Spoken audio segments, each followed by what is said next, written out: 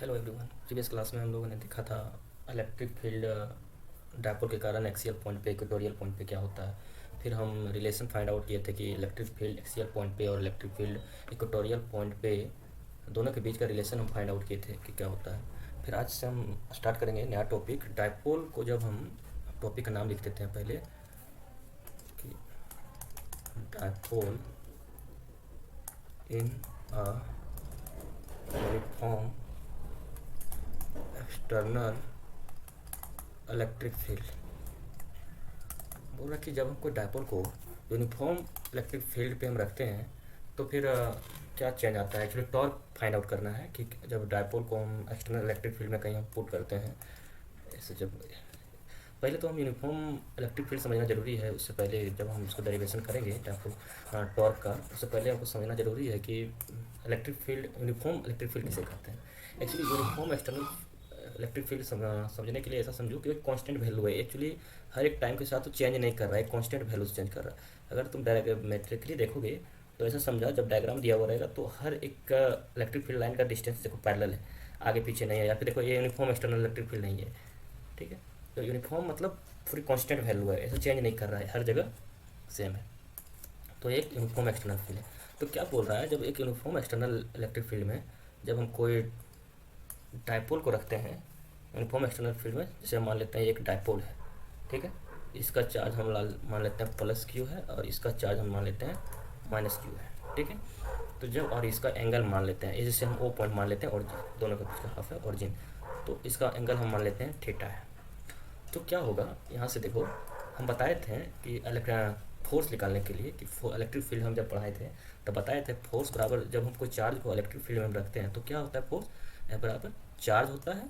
जितना हम चार्ज और उस इलेक्ट्रिक फील्ड, जिस इलेक्ट्रिक फील्ड में हम चार्ज को रखे हैं वही फोर्स होता है।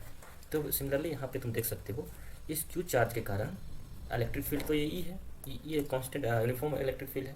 जब यूनिफॉर्म एक्सटर्नल इलेक्ट्रिक फील्ड है तो इलेक्ट्रिक फील्ड जब चार्ज क्यू करते हैं, जब क्यू चार्ज को हम इलेक्ट्रिक फील्ड में रखते हैं तो उसका जो डायरेक्शन होता है वो फोर्स किधर लगता है, इलेक्ट्रिक फील्ड के डायरेक्शन में। पॉजिटिव चार्ज है तो इसका फोर्स इस डायरेक्शन में, वो गलत बना दिया। इसलिए इलेक्ट्रिक फील्ड जिधर है उधर ही पॉजिटिव चार्ज, इलेक्ट्रिक फील्ड का पॉजिटिव नेगेटिव पॉजिटिव होता है। तो देखो ये हो गया फोर्स प्लस क्यू के कारण। इसी तरह देखो ये नेगेटिव चार्ज है, तो नेगेटिव चार्ज यहाँ से तुम देख सकते हो, यहाँ पे माइनस क्यू है, माइनस क्यू ही, तो ये नेगेटिव में फोर्स लग रहा है इलेक्ट्रिक फील्ड के कारण। तो इसका फोर्स माइनस माइनस नहीं है, क्यू माइनस लिख देते हैं, ठीक है।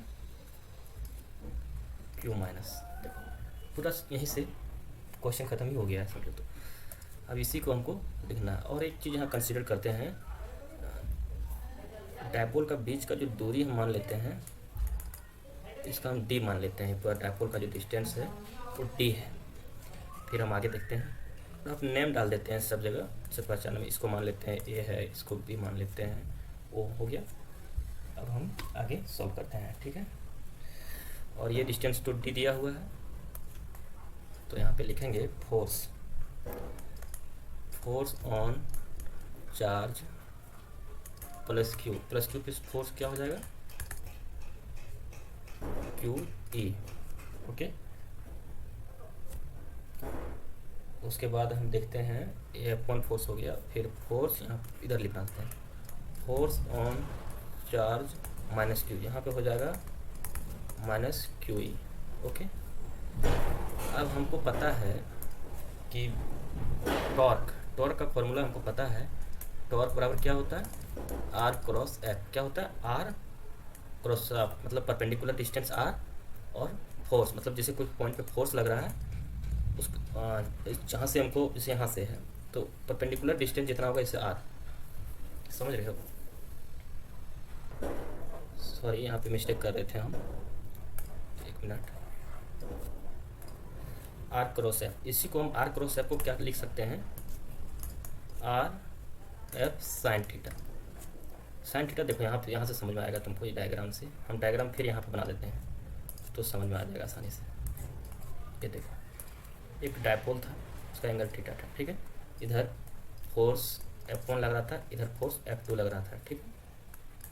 तो हो क्या रहा है यहाँ पे कि जब ये फोर्स लग रहा है तो इसका देखो एक फोर्स F1 इधर है, एक फोर्स F2 इधर है। तो एक्चुअली हो क्या रहा है, यहाँ पे नेट फोर्स जीरो हो रहा है, तो यहाँ पे क्या हो रहा है, इधर नेट फोर्स जीरो हो रहा है, नेट फोर्स क्या हो रहा है, जीरो हो रहा है।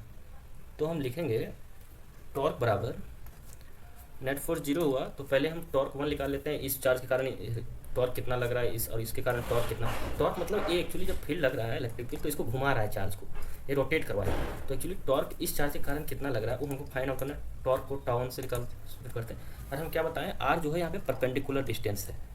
तो देखो यहाँ पे ये डिस्टेंस कितना माने थे, पूरा डी माने थे, तो इसको हम डी मान के आर भी मान सकते थे। ऐसा करते हैं, हम इसको ओ माने थे, इसको ओ बोले थे, इसको ए बोले थे, इसको बी बोले थे। तो देखो यहाँ का डिस्टेंस क्या है, ओ, तो ओ और इधर हो जाएगा ओ बी, यहाँ पे क्या होगा ओ बी, इसमें हो जाएगा O B cos theta, O B sine theta. तो यहाँ पे देखो आर पर साइन थीटा पहले से लिखा हुआ है, तो हम सिंपली परपेंडिकुलर डिस्टेंस करके आर ले लेते हैं, तो इसको ओ बी डिनोट करते हैं, O B sine theta. Perpendicular distance क्या है यहाँ से, ओ बी साइन थीटा, तो O B F sine theta. और टाउ टू भी क्या हो जाएगा इसी तरह, O A F sine theta. तो नेट टॉर्क एक्चुअली ये इधर घुमा रहा है, ये इधर घुमा रहा है, नेट टॉर्क जीरो हो रहा है, नेट फोर्स जीरो है, टॉर्क तो है ही नेट, ये तो मूव नहीं कर रहा है। देखेंगे net torque acting on O point पे नेट टॉर्क कितना हो रहा है। तो टॉ बराबर कितना, tau one plus tau two का, कि देखो यहाँ पे इस चार्ज के कारण टॉर्क इधर लग रहा है, मूव कर रहा है, क्योंकि और इस टॉर्क के कारण इधर, तो नेट टॉर्क हमको और निकालना है कितना है, नेट फोर्स तो यहाँ जीरो है, नेट टॉर्क हमको फाइंड आउट करना है। तो नेट टॉर्क के लिए हम क्या निकाले थे अभी, O B F sine theta, क्या था, O B F sine theta plus O A F sine theta, okay. और एफ क्या था, क्यू था, क्यू ई, तो यहाँ पे O B Q E sine theta plus O A Q E sine theta, ठीक है, क्यू ई साइन थीटा। उसके बाद क्या हो जाएगा, ओ ए एफ टू क्या था, एक्चुअली नेगेटिव था, एफ टू जो था नेगेटिव में था, तो यहाँ पे माइनस इसको कर दो, माइनस में था ये, ठीक है। तो इसको, ये तो वेक्टर है, यहाँ पे देखो ये क्या है, ओ ए वेक्टर है, ओ बी भी एक वेक्टर है टॉर्क लगने का, ठीक है। तो ओ ए वेक्टर, ओ बी भी वेक्टर है, ठीक है। तो यहाँ पे नेगेटिव साइन हटाने के लिए हम वेक्टर को रिवर्स कर देते हैं, ठीक है। जैसे O B vector Q E sine theta, यहाँ पे प्लस ए ओ कर देते हैं, नेगेटिव हट जाएगा, क्योंकि ये डायरेक्शन देखो ए ओ ए लिए हुए थे, अब हमको डायरेक्शन देखो यहाँ पे, ये डायरेक्शन इधर, ये डायरेक्शन इधर था, इसको ए ओ कर दिया, इसका डायरेक्शन रिवर्स हो गया। तो यहाँ पे क्या हो गया, A O Q E sine theta. अब यहाँ से हम Q E sine theta common ले लेते हैं, और यहाँ पे O B vector plus A O vector. तो देखो ए इसको क्या बनाए थे, ओ, इसको ए बी, तो क्या हो गया, ए ओ ए हो गया प्लस ओ बी ए हो गया। तो इसको पूरा का डिस्टेंस कितना माने थे हम, डी, तो Q E sine theta D. अब देखो, और डायपोल मोमेंट क्या होता है, डिस्टेंस इंटू चार्ज, दो चार्ज के बीच का डिस्टेंस इंटू चार्ज कितना है, मैग्नीट्यूड चार्ज का। तो क्यू इंटू डी क्या हो जाएगा, पी ई साइन थीटा, ये कितना हो गया, टॉर्क। अब देखो यहाँ पे ये हमारा फॉर्मूला है, बहुत ही इंपॉर्टेंट, इसी को लिखा हुआ है। जैसे साइन थीटा को हम हटा देते हैं, जैसे पहले साइन थीटा लेके हम लिख दिया, अगर साइन थीटा हम नहीं लेते हैं तो क्या होता है, हम डायरेक्ट लिखते हैं पी क्रॉस ई क्या होता है, पी साइन थीटा, ठीक है। टॉर्क, ये फॉर्मूला याद रखना कि डायपोल को जब हमको इलेक्ट्रिक फील्ड में, यूनिफॉर्म इलेक्ट्रिक फील्ड में प्लेस करते हैं तो टॉर्क कितना होता है, पी क्रॉस ई, ठीक है। अब दो स्टेप है, वो दो पॉइंट को हम देखेंगे कि हम डायग्राम बना देते हैं, फिर समझ में आएगा। यहाँ पे देखो, ये इलेक्ट्रिक फील्ड है, यूनिफॉर्म इलेक्ट्रिक फील्ड है, और एक टॉर्क है, यहाँ पे प्लस क्यू है, यहाँ पे माइनस क्यू है, और यहाँ पे थीटा था। तो स्टेप वन हम देखते हैं। स्टेप वन, जब ये इलेक्ट्रिक फील्ड जो ई है, यूनिफॉर्म इलेक्ट्रिक फील्ड, और टॉर्क जो हम बनाए हैं, एक माइनस क्यू, ये प्लस क्यू, टॉर्क जो है माइनस क्यू और प्लस क्यू, ये पैरेलल है। When electric field and torque are parallel, that is angle between electric field and dipole is 0 degree. तो डायपोल का डायरेक्शन क्या होता है? माइनस क्यू से प्लस क्यू, इधर डायरेक्शन यही होता है ना। जब तो क्या होगा कि जब डायपोल एक्चुअली पैरेलल में रखा हुआ है इलेक्ट्रिक फील्ड की, जब पैरेलल में रखा हुआ है तो यहाँ से फॉर्मूला से हम देखेंगे टॉर्क क्या होता है, टॉर्क बराबर पी क्रॉस ई, और क्या होता है पी साइन थीटा, और पी ई साइन थीटा कितना है 0 डिग्री, साइन जीरो क्या होता है 0, तो पी ई इंटू जीरो क्या हो जाएगा 0।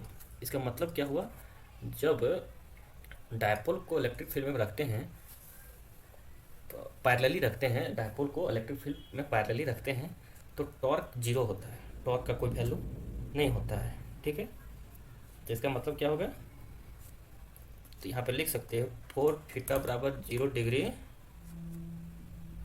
टॉर्क 0। इसी तरह यहाँ पे करेंगे 4 थीटा बराबर 0, मत यहाँ पे लिखो when torque is anti parallel to electric field. कहने का मतलब ये इलेक्ट्रिक फील्ड है, और ये क्या था, ये माइनस, हम इसको प्लस ले लेते हैं, इसको माइनस ले लेते हैं, मतलब अपोजिट डायरेक्शन में ले लेते हैं। इसका डायरेक्शन इधर, इसका इधर, मतलब थीटा कितना होगा 180 डिग्री। तो टॉर्क कितना होता है पी ई साइन थीटा, और पी ई साइन 180 डिग्री।